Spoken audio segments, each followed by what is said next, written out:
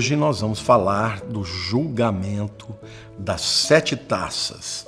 Tivemos os 7 selos, as 7 trombetas e agora teremos as 7 taças do juízo de Deus. Está lá no capítulo 16 de Apocalipse e vamos direto para a primeira taça. Capítulo 16, versículo 2 diz assim: Saiu, pois, o primeiro anjo e derramou a sua taça pela terra, e aos homens portadores da marca da besta e adoradores da sua imagem sobrevieram úlceras malignas e perniciosas. Gente, Deus está decidido a fazer guerra contra os adoradores da besta, contra os seguidores do anticristo. Estas úlceras malignas são piores do que a lepra e piores do que o câncer. E elas são comparáveis à 6ª praga do Egito, né, que está lá em Êxodo, capítulo 9, versículos 8 a 12, depois você pode conferir. A segunda taça, meus queridos, está lá em Apocalipse 16, versículo 3. Derramou o segundo a sua taça no mar, e este se tornou em sangue como de morto, e morreu todo ser vivente que havia no mar. Uau! Eu queria citar aqui um texto, um comentário, do Dr. Charles Ryrie. Charles Ryrie é um dos grandes escritores na área de escatologia nos Estados Unidos, e eu tive a oportunidade de ter uma aula com ele, além de ler muitos dos seus livros. Ele diz o seguinte, a respeito da segunda praga. A segunda taça é derramada sobre o mar, e o resultado é que as águas se transformam em sangue, e todos os seres viventes do mar morrem. Aqui a imagem, gente, é vívida. É como se os peixes estivessem na verdade, morrendo, engasgados, com o seu próprio sangue, ou com sangue de mortos, que ao invés deles estarem ali respirando através das guelras, numa água limpa, eles vão respirar sangue morto, gente. Então, literalmente, vai morrer todo ser do mar, E aqui talvez seja uma das explicações do porquê que nos novos céus e nova terra não existe a presença do mar. Porque é interessante, gente, no novo céu e na nova terra não terá novas criaturas, vamos dizer assim, criaturas criadas de novo, Não terá uma nova criação. Todos os seres que habitarão a nova terra e os novos céus são seres que já existiam. E aqui a gente vê claramente que morrem todos os seres. Na segunda trombeta, gente, a consequência para o mar é que 1/3 das criaturas morrem. Apocalipse 8, 9. Mas agora a destruição é completa. Tá? Eu acredito, gente, que essa calamidade, esse caos, acabará trazendo também muitas doenças e enfermidades que atingirão também a terra, as praias e daí por diante. Gente, é algo extraordinário. Pensa o seguinte, o mar é o lugar onde tem um maior número de espécies, de seres vivos. Nós temos 3/4 de água nesse planeta.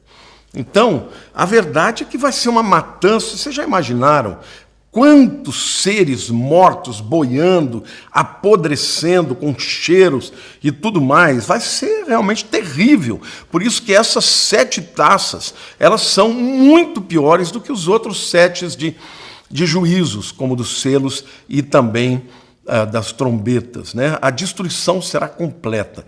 Não vai mais sobrar nenhum ser vivo nos mares, entendeu?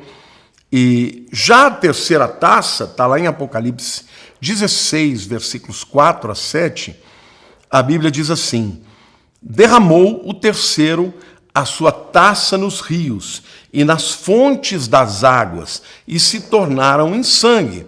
Então, a segunda taça diz respeito aos mares. A terceira taça diz respeito a quê? aos rios e às fontes de águas, e se tornaram em sangue. Então ouvi o anjo das águas dizendo: Tu és justo, tu que és e que eras o santo, pois julgaste estas coisas, porquanto derramaram sangue dos santos e de profetas, também sangue lhes tem dado a beber, são dignos disso.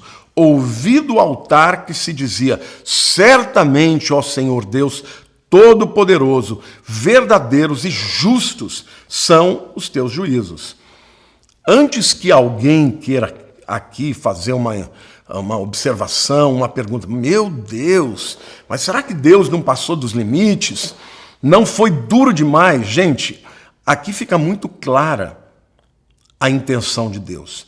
Assim como o governo do anticristo e os seus adoradores perseguirão e matarão aqueles que se recusarem a aceitar a marca da besta e o seu número, assim como os crentes que se converterem na tribulação serão mortos, não só pelo anticristo, né, mas por toda a humanidade. Eu creio que nessa época filhos acusarão pais e denunciarão pais, pais a filhos, marido e mulher, tudo por conta da marca da besta, né, que vai mudar, vai fazer uma lavagem cerebral na cabeça das pessoas.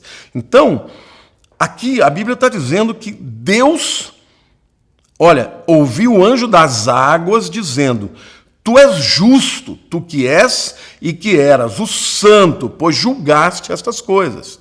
Ele vai dizer: olha, o Senhor está julgando e o Senhor está fazendo exatamente o que era necessário, estabelecer juízo. Aí ele diz: porquanto derramaram sangue de santos e de profetas, também sangue lhes tem dado a beber, são dignos disso. Ou seja, vocês derramaram o sangue dos justos, dos que não aceitaram a marca, dos que se converteram ao Cristo verdadeiro, vocês mataram os servos de Deus, então vocês não bebem mais água, vocês vão beber sangue. Entendeu? E aí ele volta a dizer: também sangue lhes tens dado a beber, são dignos disso. Ouvi do altar que se dizia: certamente, ó Senhor Deus Todo-Poderoso, verdadeiros e justos são os teus juízos. Então aqui fica claro e evidente, meus queridos, que Deus não vai além. Deus conhece o coração, as atitudes, as intenções, e aquilo que a humanidade receberá será a justiça digna, reta, nem 1 milímetro a mais e nem 1 milímetro a menos. Mas então eu quero fazer aqui uma observação. Querido, você não vai querer passar por isso. E você que acha que um Deus todo-poderoso, amoroso, faria os seus filhos que creem nele, que se entregaram a ele, passar por isso? Não, ele não fará. Aqueles que passarão por isso são aqueles que não creram no Messias. Neste tempo em que vivemos, está chegando aos últimos minutos, talvez os últimos segundos, né, do relógio de Deus para o tempo da igreja aqui na terra. Quando chegar a hora, Deus vai levar a sua igreja e todos que creem de fato em Cristo serão levados e guardados da hora da grande tribulação que há de vir sobre todo mundo. Amém? Agora, tem duas coisas muito significativas nesse versículo aqui. Em primeiro lugar, é que o julgamento da terceira taça é, entre outras coisas, uma resposta ao clamor dos mártires debaixo do altar no início da tribulação. Quer dizer, por um lado é Deus estabelecendo o juízo justo, mas por outro lado é uma resposta à oração dos mártires. Lá no capítulo 6, versículo 10, diz assim: clamaram em grande voz, dizendo: até quando, ó soberano Senhor, santo e verdadeiro, até quando não julgas e nem vingas o nosso sangue dos que habitam sobre a terra? Então ali os primeiros mártires da grande tribulação, estão clamando a Deus e dizendo: até quando, Senhor, o Senhor não vai julgar, né? E não vai vingar o nosso sangue que foi derramado? Aqui o sangue dos mártires será vingado. E agora eles que derramaram sangue vão ter que beber sangue. O segundo aspecto digno de nota e de ser mencionado aqui é esses versos aqui, queridos, eles indicam que Deus separou um anjo especial, né, como superintendente do juízo sobre as águas. A gente pode até chamá-lo de o anjo das águas, né? O texto fala do anjo que está sobre as águas. Então, em Apocalipse 7, versículo 1, nós aprendemos que 4 anjos controlam os ventos do mundo. Tá? Isso nos mostra que, embora Satanás esteja no auge da sua força, quem manda de fato no mundo é Deus. Porque ele controla todas as coisas, ele controla os ventos, ele controla os elementos naturais, ele controla os juízos. Satanás, ele tem o seu poder de engano sobre os seus adoradores, mas Deus está no controle dessa agenda e desse mundo. Satanás nunca foi de fato aquele que detinha o poder. Ele tem um poder permitido por Deus, mas o Senhor dos senhores é o nosso Senhor. Então, lembre-se disso quando você estiver passando por grandes lutas e por grandes tribulações. O nosso Deus é todo-poderoso e justos e verdadeiros são os seus juízos. Ó Rei das nações, quem não temerá, quem não glorificará o teu santo nome? Amém? Então, é hora, meu querido, de você que serve a este Deus, o Senhor da história, o Senhor que te amou a ponto de enviar o seu Filho Jesus para morrer por nós, nos resgatar, que enviou o Espírito Santo para nos selar, para habitar em nós, para nos guardar e para no dia da redenção nos arrebatar e nos livrar dessa grande tribulação. Gente, é algo que nunca houve e jamais haverá. Este Deus Todo-Poderoso, Ele é santo, Ele é amoroso, Ele é misericordioso, ainda diante de tamanha impiedade, de tamanha rebelião, na grande tribulação, Deus dá à humanidade muitas oportunidades para que se convertam. E muitos se converterão, mas muitos rejeitarão a mensagem e se manterão na sua rebelião, mesmo com todas as consequências. A 4ª taça, meus queridos, está lá em Apocalipse 16, versos 8 e 9. Aqui, talvez, no livro de Apocalipse, é que nós tenhamos as 2 passagens mais claras em todas as Escrituras sobre a total depravação da humanidade. Tá? Tanto lá em Apocalipse 9, 20 a 21, quanto Apocalipse 16, 9. Os 2 textos falam da recusa dos ímpios de se arrependerem dos seus pecados e afrontas contra Deus, mesmo diante de todas as evidências. O capítulo 16, versículo 9, diz assim: o 4º anjo derramou a sua taça, a 4ª taça, sobre o sol, e foi-lhe dado queimar os homens com fogo. Com efeito, os homens se queimaram com intenso calor e blasfemaram o nome de Deus, que tem autoridade sobre estes flagelos, e nem se arrependeram para lhe darem glória. Ou seja, diante de mais uma evidência do juízo de Deus, agora o sol vai aumentar o seu calor, a terra vai queimar, vai ter incêndios florestais nas cidades, casas serão queimadas. Isso já acontece hoje em lugares como a Califórnia, né? E imagine quando Deus puser a mão, de fato, o sol aumentar o seu calor. Vai ser terrível. E, no entanto, como foi a resposta dos homens? Blasfemaram o nome de Deus, que tem autoridade sobre esses flagelos, e nem se arrependeram para lhe darem glórias.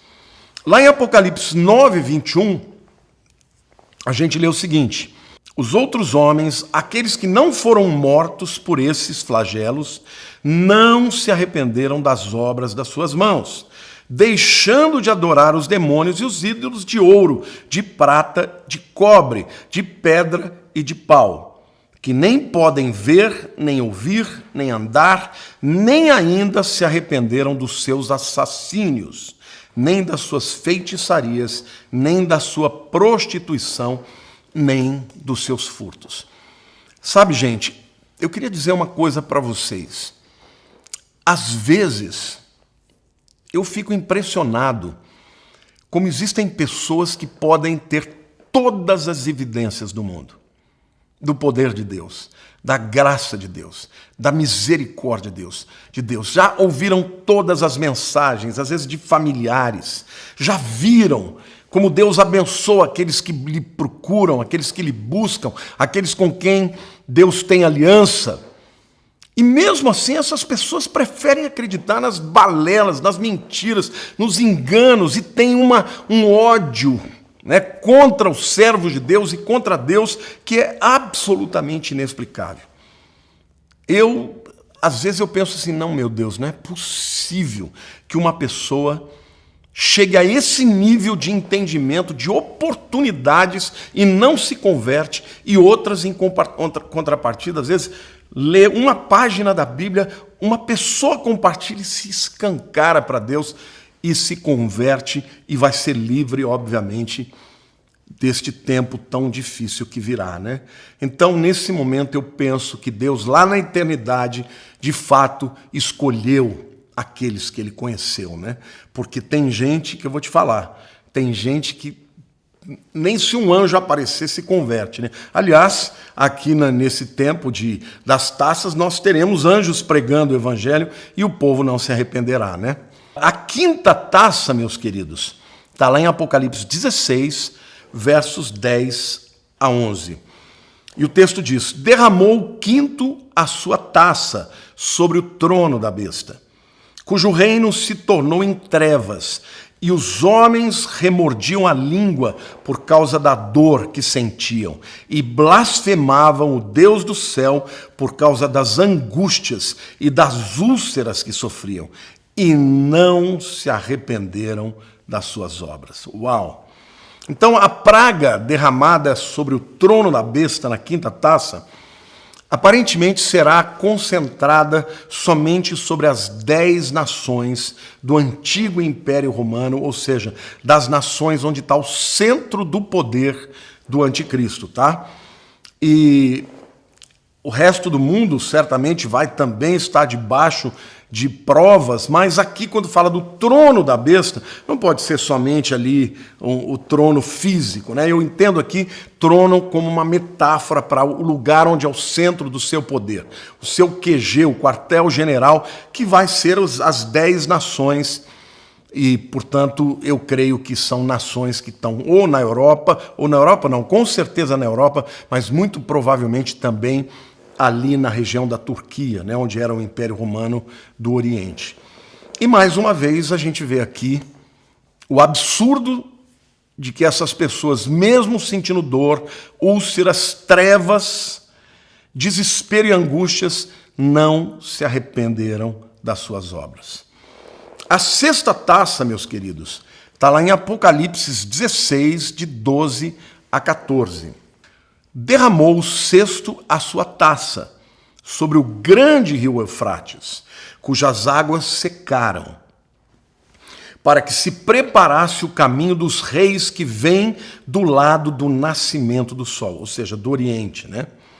Do leste. Então vi sair da boca do dragão, da boca da besta e da boca do falso profeta 3 espíritos imundos, semelhante a rãs, porque eles são espíritos de demônios, operadores de sinais, e se dirigem aos reis do mundo inteiro, com o fim de ajuntá-los para a peleja do grande dia do Deus Todo-Poderoso. Bom, gente, aqui nós percebemos que o Deus do céu permite que esses demônios, esses 3 demônios poderosos, um sai da boca do dragão, outro do anticristo, outro do falso profeta, e eles vêm pelo rio Eufrates. Isso aqui pode ser uma metáfora, mas pode ser que já venham homens, né, possuídos por esses demônios, que vão convencer muitas nações do mundo para a grande peleja do Armagedon, tá?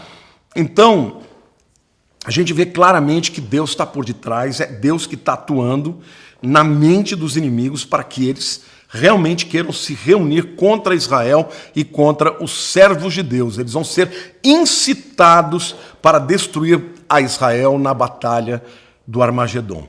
Agora que eu quero dar aqui alguns números para que vocês entendam a grandeza disso, gente. O rio Eufrates, ele tem aproximadamente 3.000 quilômetros de comprimento. Em alguns lugares, ele chega a ter 1.200 metros de largura, tá? E a profundidade média é de 10 metros. Esse rio caudaloso vai estar completamente seco.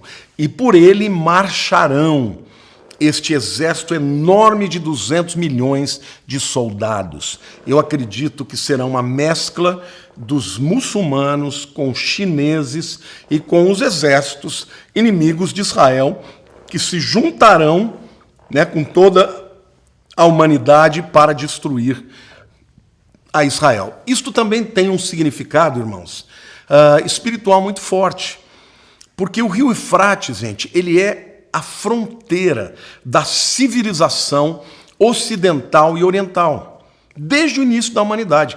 A humanidade começou ali, na Mesopotâmia. A Mesopotâmia significa entre rios, e são dois rios, o Tigres e o Eufrates. Então ele serviu de fronteira entre o Ocidente e o Oriente desde o início da humanidade, mas também no Império Romano. Não se esqueçam, o Império Romano ele tinha a sede em Roma, o Império Romano Ocidental, e também dividindo para o Império Romano Oriental, tinha o rio Eufrates. Ali começava o Império Romano Oriental, cuja capital era Constantinopla, né? Na atual Istambul, na Turquia, capital da Turquia, tá? Então, outra coisa também interessante, o rio Eufrates ele se torna o lugar, o berço, tá, da civilização humana. Nasceu ali. O Jardim do Éden era por ali. Então, a civilização nasceu naquela região entre o Tigre e o Eufrates. Né? No livro de Gênesis, fala de 4 rios, né? O Tigres, o Eufrates, o Pijon e o Gihon, no hebraico, né? Esses dois, ninguém sabe quais rios são, mas o Tigre e o Eufrates existem até hoje. Então, eles serviram, né, de fronteira, né, de berço da civilização humana. Mas aqui a gente percebe que agora eles serão o túmulo da civilização humana. Né? Primeiro eles se tornam o berço, agora ele se torna o caminho para o túmulo, né, da civilização humana. Aqui no rio Eufrates, na região do rio Eufrates, também foi fundada a primeira cidade na história dos homens, a cidade pagã fundada por Caim, chamada de Enoque, em homenagem ao seu filho Enoque, que não tem nada a ver com Enoque, que foi arrebatado. Isso está lá em Gênesis 4, 16 e 17. Então, nessa região, a primeira cidade humana foi criada por Caim, cidade de Enoque. E aqui, provavelmente, será construída a última grande cidade rebelde, né, contra Deus, a chamada Babilônia do Anticristo, aquela Babilônia de Apocalipse 18. E aqui eu preciso dizer que muitos teólogos afirmam que esta cidade da Babilônia seria Roma, por conta das 7 colinas. Outros afirmam que seria Constantinopla, porque também tem 7 colinas. Mas há, dentre os teólogos, aqueles que acreditam que será construída uma nova cidade, que será o centro do governo do Anticristo, que será a Babilônia, esta nova Babilônia que vai cair em Apocalipse 18. E é interessante que a novela Apocalipse, que passou na Rede Record, ela seguiu esta linha, né? Esta narrativa de uma nova cidade, que seria a nova Babilônia, que vai ser destruída, a capital aí do governo do Anticristo. Eu realmente não posso afirmar com certeza qual das 3 opções. Tá? Eu até acredito que esta opção terceira, de ser uma nova cidade com uma tecnologia alta, né, planejada, seja muito provável, tá? Mas não dá para afirmar com categoria. Finalmente, nós vamos agora falar sobre a sétima taça, que está lá em Apocalipse 16, versos 17 a 21. Então derramou o sétimo anjo a sua taça pelo ar, e saiu grande voz do santuário do lado do trono, dizendo: feito está. E sobrevieram relâmpagos, vozes e trovões, e ocorreu grande terremoto, como nunca houve igual desde que há gente sobre a terra. Tal foi o terremoto forte e grande, e a grande cidade se dividiu em 3 partes, e caíram as cidades das nações. E lembrou-se Deus da grande Babilônia, para dar-lhe o cálice do vinho do furor da sua ira. Todas as ilhas fugiram, e os montes não foram achados. Também desabou do céu sobre os homens grande saraivada com pedras, que pesavam cerca de 1 talento, gente, aproximadamente 50 a 55 quilos. E por causa do flagelo da chuva de pedras, os homens blasfemaram de Deus, porquanto o seu flagelo era sobremodo grande. Uau, gente! Embora tenham terminados os julgamentos dos 7 selos, as 7 trombetas, e eu queria dizer que as 7 taças, e esta última taça, então, será o pior de todos os juízos. E eu quero aqui fazer 3 observações importantíssimas para você entender a gravidade desta última taça. Primeiro, a voz que sai do santuário ao lado do trono diz assim: feito está. Uau, está acabado, está acabado. Esta é a segunda das 3 vezes que esta frase, feito está consumado, acontece na Bíblia, tá? E ela geralmente antecipa algum grande evento. A primeira vez na Bíblia que esta frase foi usada foi lá no Calvário, na cruz, quando Jesus clamou: está consumado, lá em João capítulo 19, versículo 30. Né? Ele bradou, tetelestai. Né? A palavra não foi essa, foi em hebraico, mas a tradução para o grego é algo que traduz o que ele disse em hebraico. Está consumado significa está pago, tetelestai. A segunda vez é esta aqui, e a terceira vez acontecerá no fim da era da humanidade, tá? No limite, né, da existência da Terra nestes tempos que nós vivemos e o início dos tempos eternos. Acontecerá lá em Apocalipse 21, versículo 6. E o texto diz assim: disse-me ainda, tudo está feito. Eu sou o Alfa e o Ômega, o princípio e o fim. Eu, a quem tem sede, darei de graça da fonte da água da vida. Querido, aqui é o Senhor dizendo, é Jesus, o nosso Salvador, que morreu por mim e por você, pecadores, perdidos, indignos. Jamais nós seríamos dignos de sermos salvos e habitarmos na presença de Deus. Mas Ele veio à terra, e a primeira vez que Ele veio para ser como o Cordeiro Santo, que foi entregue pelos nossos pecados. Mas a segunda vez, Ele virá como leão da tribo de Judá, como o Rei dos reis, como juiz de toda a história da humanidade. E Ele dirá: feito está, eu, o Criador, eu sou o Alfa e o Ômega, o princípio e o fim. Aqueles que têm sede, a quem tem sede, eu darei de graça. Eu e você jamais teremos que pagar por isso, nós jamais teremos que merecer este dom. Eu darei de graça da fonte da água da vida. Aleluia! Ele, aquele que é o princípio de tudo, Ele é o fim de todas as coisas, Ele vai dar o fim.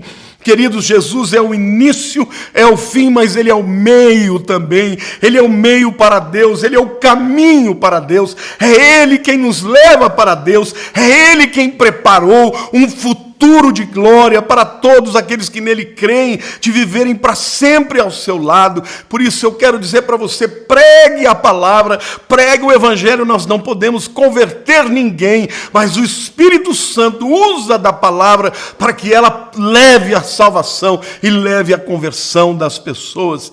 De graça, queridos, de graça, meus irmãos, pela graça sois salvos, mediante a fé, e isso não vem de vós, é dom de Deus, não de obras, para que ninguém se glorie. Aleluia, obrigado, Senhor, obrigado por esse privilégio. Eu creio, Senhor, eu creio que o Senhor está no controle, que o Senhor tem o cajado, tem a direção, de que nada acontecerá na história dos homens sem que o Senhor controle e dirija, porque o Senhor é Deus, o Senhor é Rei sobre as nossas vidas e até mesmo sobre os seus inimigos. Aleluia.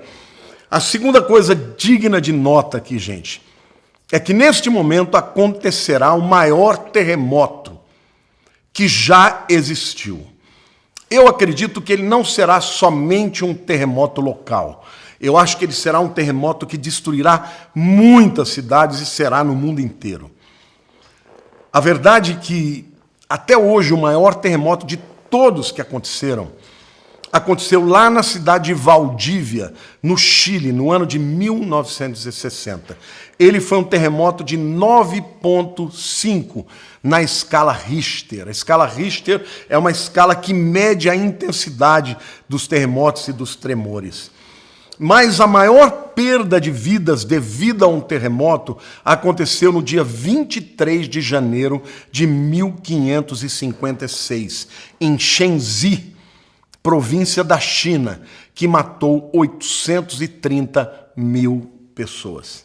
Todavia, meus queridos, o terremoto da China será pequenininho diante desse terremoto que acontecerá no derramamento da última taça, gente, na segunda metade da grande tribulação. E a terceira coisa digna de nota aqui, quando essa última taça é derramada, é que haverá a maior chuva de granizo que cairá sobre a terra. Os granizos serão gigantes, que chegarão a pesar 1 talento, que é aproximadamente 55 quilos.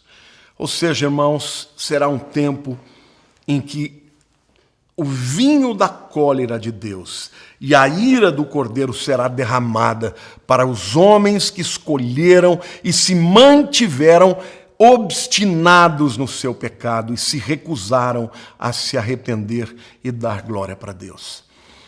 Nós estamos caminhando já para o fim do livro de Apocalipse, ainda temos algumas aulas, mas eu confesso para você que quando eu estudo sobre isso e falo sobre isso, meu coração fica consternado pelas vidas que ainda não se convertem. Então, querido, pregue e fale de Jesus. Compartilhe, não importa que eles vão rir. A palavra de Deus não voltará vazia. Alguns ouvirão e se rebelarão e rirão de nós e se levantarão com ódio contra nós, mas outros se entregarão. Então pregue a tempo e fora de tempo. Enquanto estivermos vivendo no tempo da graça, na era da igreja, pregue, fale a palavra. Esta é a mensagem mais importante. Não troque a mensagem da cruz por nenhuma outra mensagem. A cruz deve ser o centro da tua pregação, da nossa pregação e da nossa mensagem, para que as pessoas se rendam a Cristo e possam viver com Ele, serem livres deste tempo de grande tribulação. Que Deus te abençoe, que Deus possa vivificar a sua fé, que Deus te dê vitória sobre os pecados, que você santifique a sua vida, que você abandone os seus pecados, para que você, no dia da grande convocação, você esteja na presença do Senhor quando tocar a última trombeta. Que Deus te abençoe. Fique com Deus, em nome de Jesus.